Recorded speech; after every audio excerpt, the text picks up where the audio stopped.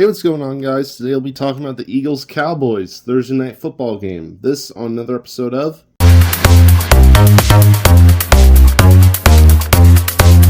So, the Eagles Cowboys, despite the score, was actually kind of a boring game, to be honest. In the first half, the defenses didn't exist. In the second half, the offenses didn't exist. Well, let's get into it. To be honest, the game started out pretty electric. Before the first snap of the actual game, an Eagles player, Jalen Carter, decides to spit on Dak Prescott. Now, part of me was like, did something happen? But then I also was like, well, also, it's too early in the game. Nothing could have possibly happened to cause this. And there is some video circulating around of like Dak apparently spat on the ground when Carter was already coming near their huddle, and Carter took offense to that. But why was Carter approaching their huddle to begin with? And also, if you can't control your urge to get pissed and then spit on a man because he may or may not have spat on the ground because of you, there's some issues there.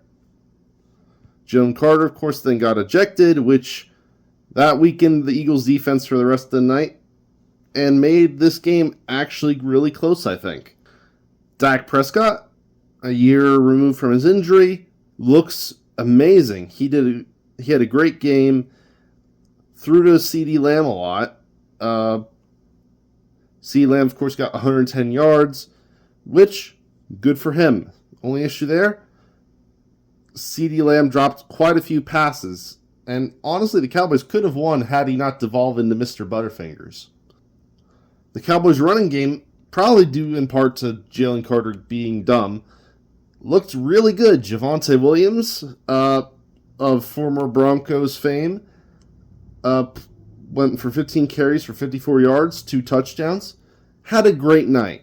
On the Eagles side of things, Jalen Hurts, he went 19-23, 152 yards, and 2 rushing touchdowns, which I feel like is good in one part, but bad in another, and I'll get into that.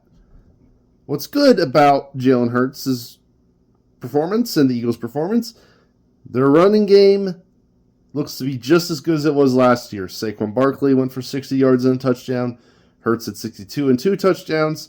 Heck, even Will Shipley had a few good runs in there. The issue and the concern moving forward that I have for this team is their passing game. The receivers were not that targeted all that much. Dallas Goedert got the most targets and receptions from this game, and that is a concern. The Eagles were able to get away with this, partially because they never really were trailing the Cowboys in this game. It was always very close. But if they ever get behind, I am concerned about their ability to go pass heavy and actually win. Yes, their O-line is good. Yes, they have good, talented receivers, but can they get those receivers the ball?